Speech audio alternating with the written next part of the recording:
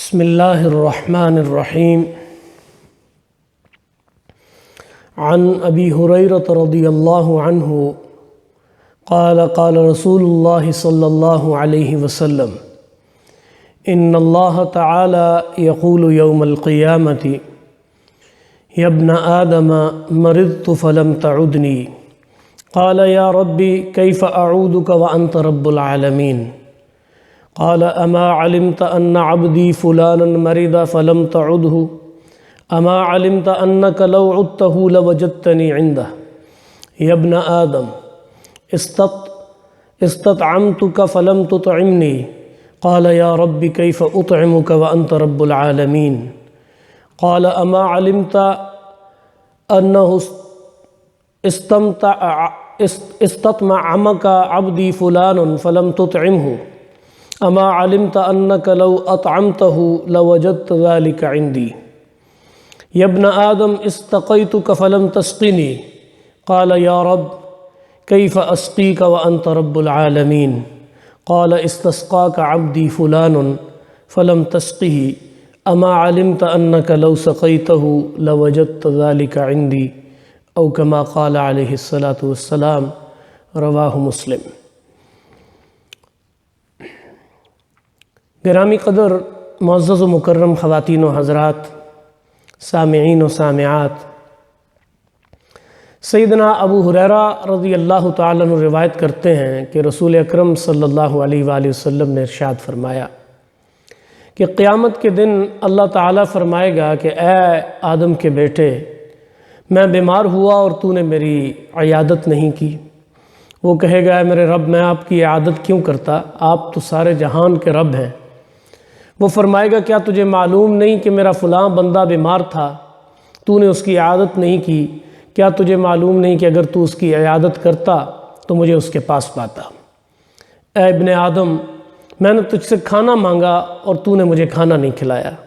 وہ عرض کرے گا اے میرے رب، میں آپ کو کیسے کھانا کھلاتا، آپ تو سارے جہاں کے رب ہیں۔ ارشاد ہوگا کہ کیا تجھے معلوم نہیں کہ میرے فلاں بندے نے تجھ سے کھانا مانگا اور تو نے اسے کھانا نہیں کھلایا؟ کیا تجھے معلوم نہیں کہ اگر تو اس کو کھانا کھلاتا تو اسے میرے پاس پاتا؟ اے ابن آدم، میں نے تجھ سے پانی طلب کیا اور تو نے مجھے پانی نہیں پلایا۔ وہ پھر عرض کرے گا کہ اے میرے رب، میں کیوں کر پانی پلاتا، آپ تو رب العالمین ہیں۔ وہ فرمائے گا کہ میرے فلاں بندے نے تجھ سے پانی مانگا اور تو نے اسے نہیں پلایا، اگر تو اسے پانی پلاتا تو اسے میرے پاس پاتا۔ سبحان اللہ العظیم۔ صحیح معنوں میں روح وجد میں آ جاتی ہے جس انداز سے اللہ کریم نے خدمت خلق اور حقوق العباد کو یعنی اہمیت دی ہے، اور رسول اکرم صلی اللہ علیہ وآلہ وسلم نے اس اہمیت کو بیان کیا ہے۔ اسلام کی تعلیمات پر اگر آپ غور کریں تو آپ یقیناً اس نتیجے پر پہنچیں گے کہ ایک طرف اللہ کی بندگی ہے تو اس کے ساتھ ساتھ اللہ کے بندوں کی خدمت بھی ہے۔ گویا حقوق اللہ اور حقوق العباد پہلو بپہلو چلتے ہیں۔ ایک مومنانہ زندگی گزارنے کے لیے ان دونوں شعبوں کی اپنی اپنی جگہ اہمیت ہے، اور جو ان دونوں پہلوؤں سے نگہبانی کرتا ہے، ان کی پاسبانی کرتا ہے ان حقوق کی ادائیگی کی، اسے کامیابی کی نوید اور خوشخبری ملتی ہے۔ ایک شخص اگر صبح سے شام تک خانہ خدا میں بیٹھ کر کسی کونے میں اللہ اللہ کرتا رہے اور اس کے اہل خانہ روٹی کے لقمے کو بھی ترس جائیں تو کسی قیمت پر بھی وہ رضائے الہی حاصل نہیں کر پائے گا۔ وہاں حکم یہ ہے کہ فَإِذَا قُضِيَتِ الصَّلَاةُ فَانْتَشِرُوا فِي الْأَرْضِ، جب نماز پڑھ چکو، نماز ادا ہو چکے تو فَانْتَشِرُوا فِي الْأَرْضِ، زمین میں پھیل جاؤ، وَابْتَغُوا مِن فَضْلِ اللَّهِ، اور اپنے اہل خانہ کے لیے اللہ کا فضل تلاش کرو۔ اللہ نے جو رزق تمہارا مقدر کر رکھا ہے اس رزق کی تلاش کے لیے تگ و دو کرو۔ اور حقوق اللہ اور حقوق العباد، اسلام نے دونوں شعبوں کو اتنی اہمیت دی ہے کہ اگر ان میں ایک شعبہ حیات، ایک شعبہ زندگی بھی کمزور رہ جاتا ہے تو اس کا خمیازہ بندوں کو بھگتنا پڑتا ہے۔ حقوق العباد تو اس معاملے میں اس قدر اہمیت رکھتے ہیں کہ جب تک بندے آپس میں ایک دوسرے کو وہ حقوق معاف نہ کر دیں، اللہ تعالیٰ کے ہاں چھٹکارا مشکل ہے. یعنی حقوق العباد تو خالصتاً حقوق اللہ تو خالصتاً اللہ کا ڈومین ہے، اور وہ چاہے تو معاف کر دے چاہے تو سزا دے، لیکن حقوق العباد یہ معاملہ تو بہرحال اللہ کے حضور پیش ہوگا، اور بندے اگر معاف کریں گے تو ہی معافی ہوگی. اگر یعنی ایک اسلامی معاشرے کے اندر کسی قیمت پر بھی بندہ دوسروں کے حقوق سے اپنے آپ کو دستبردار نہیں کر سکتا. اگر ایک کے گھر کو آگ لگتی ہے تو آس پاس بسنے والوں کی ذمہ داری بنتی ہے کہ وہ اس آگ کو بجھائیں اور اس سے بچاؤ کی تدبیر کریں. اگر وہ ایسا نہیں کرتے تو سب کے سب مجرم قرار پائیں گے. ہم اپنے ارد گرد جب کسی کو بھوکا اور پیاسا دیکھتے ہیں، کسی کو تنگ دست اور بیمار پاتے ہیں، حسب توفیق ان کی مدد کو پہنچنا ہمارا اخلاقی، ملی، معاشرتی اور اسلامی فریضہ ہے. سب سے بڑھ کر بڑی بڑی عمارتیں کھڑی کر لینا، زندگی میں اپنے لیے آسائشیں جمع کر لینا، اور دنیا کی زندگی میں مدارج طے کر لینا، اور بڑی بڑی چوٹیوں کو عبور کر لینا، اور بڑے بڑے ٹارگٹس اچیو کر لینا، یہ کوئی خوبی کی بات نہیں ہے. اسلام نے نقشہ کھینچا ہے. قرآن نے بتایا کہ ایک چیز وہ ہے جس کو تم بلندی سمجھتے ہو، اور بلندی کا جو قرآنی تصور ہے وہ کیا ہے. یعنی بلند ہونا، کسی شخص کا ٹارگٹس اچیو کر لینا، اور کسی شخص کا ایک پیک تک اور ایک لیول تک پہنچ جانا قرآن کی نظر میں کیا ہے. فرمایا وما ادراک ما العقبہ، تم کیا جانو کہ وہ دشوار گھاٹی کیا ہے. یعنی بلندی کا حصول وہ کیا ہے؟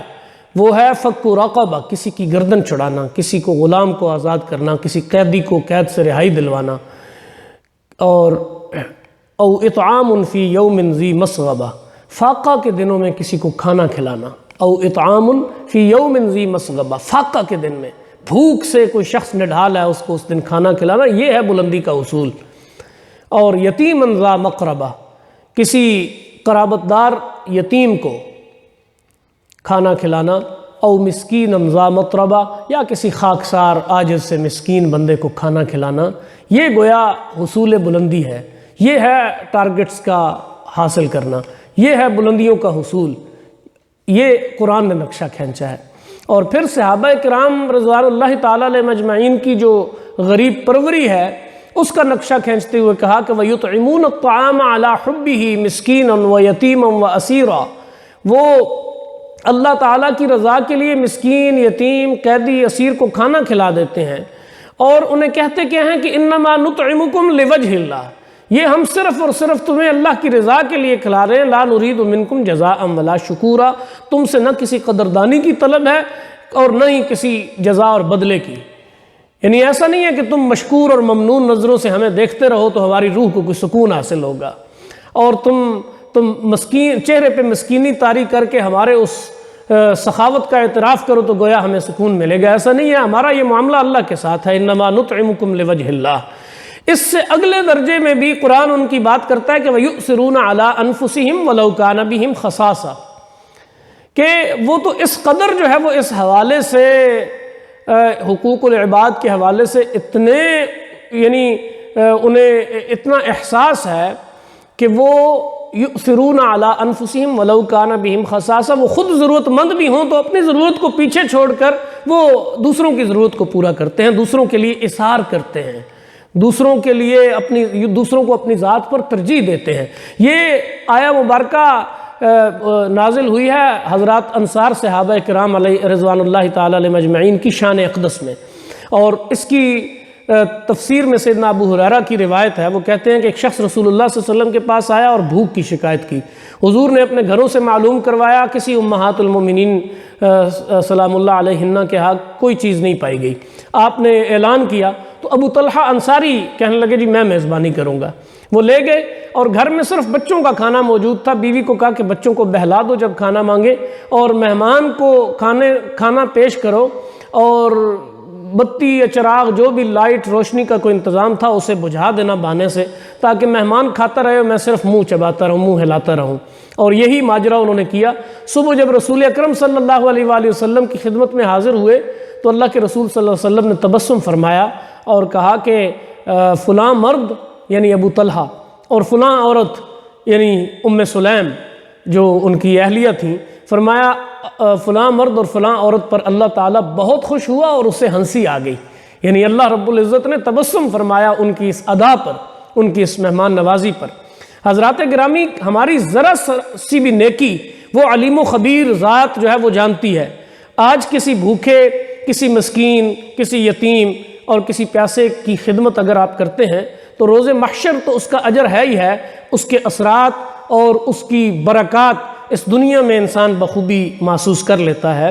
اپنی دولت اور اپنے اللہ کی دی ہوئی نعمتیں فضول کاموں میں اور بڑے بڑے محلات بنانے میں اور زندگی کی آسائشیں اکٹھی کرنے میں خرچ کرنے والوں کو یہ سوچنا ہوگا کہ پاس پڑوس میں، اپنے جاننے والوں میں، اپنے پیچھے ملکوں میں، اپنے محلے گاؤں دیہاتوں میں اگر کوئی بیوہ، کوئی یتیم بچے بھوکے پڑے ہیں، ان کے تن پر لباس نہیں ہے، ان میں کسی کا بچہ بخار میں مبتلا ہے، دوائی کے لیے پیسے نہیں ہیں، اور بے شمار دوسرے امور ہیں۔ اور آج کل تو لوگوں کو کھانے کے لالے پڑے ہوئے ہیں۔ آج کل تو لوگ اچھا بھلا سفید پوش طبقہ بھی جو ہے وہ بسا اوقات یعنی روٹی کے لیے ترس رہا ہے۔ ذرا تصور کیجئے کہ اس تلخ زندگی میں ہمارے یہ اللہ تللے، ہمارے یہ عیاشیاں، ہماری یہ لگژری لائف اور زندگی کی آسائشیں اکٹھی کرنا، کیا یہ کسی بھی طور پر بھی اللہ کے ہاں مقبول ہے؟ اور حدیث کے الفاظ تو اس قدر جامع ہیں کہ گویا جب کسی بھوکے اور مسکین کو کھانا کھلایا جا رہا ہے تو وہ اللہ کی حضور پیش ہو رہا ہے۔ اللہ کہہ رہا ہے کہ اگر تو اسے کھلا دیتا تو میرے پاس اسے آج موجود پاتا۔ گویا وہ اللہ کے خزانے میں تم جمع کروا رہے ہو۔ اس لیے حضرات گرامی، اس حدیث پاک کی روشنی میں میں یہی عرض کروں گا کہ اپنے پاس پڑوس کا جائزہ لیں۔ یہاں پہ بھی لوگ مستحق اور ضرورت مند ہیں۔ بے شک کوئی غیر مسلم ہے، بے شک کوئی کسی بھی مذہب سے تعلق رکھتا ہے، کسی قوم اور نسل سے ہے، اس کی اگر ضرورت ہے تو اس کی ضرورت کو پورا کرے۔ اللہ کریم کہ ہاں اجر کریم کا وعدہ ہے، اللہ خود بھی کریم ہے اور اس کا اجر بھی کریم ہے، پاکیزہ ذات ہے اور بہت زیادہ دیالو ہے، بہت زیادہ نوازنے والی ہستی ہے۔ اس لیے اس سے اجر کی امید رکھتے ہوئے آج اپنا دست تعاون دراز کریں اور جہاں جہاں کوئی خدمت کے مواقع ہیں ان خدمات کو بجا لائیں۔ اللہ کریم ہم سب کا حامی و ناصر ہو، اور انشاءاللہ العزیز ہمارا یہ اعصار، یہ جو وبائی مرض ہے، اس کے بھی خاتمے کا سبب بنے گا، اس لیے کہ اللہ تعالیٰ کو یہ ادا بہت پسند ہے کہ اس کی خلق کی خدمت کی جائے، اس کے بندوں کے ساتھ رحمت اور شفقت کا برتاؤ کیا جائے۔ مالک کریم ہم سب سے راضی ہو اور ہمارے مالوں میں جو ان کا حق ہے، مساکین کا، فقراء کا، سائلین کا، محرومین کا، اللہ کریم وہ حق ان تک پہنچانے کی توفیق عطا فرمائے۔ وما علینا الا البلاغ۔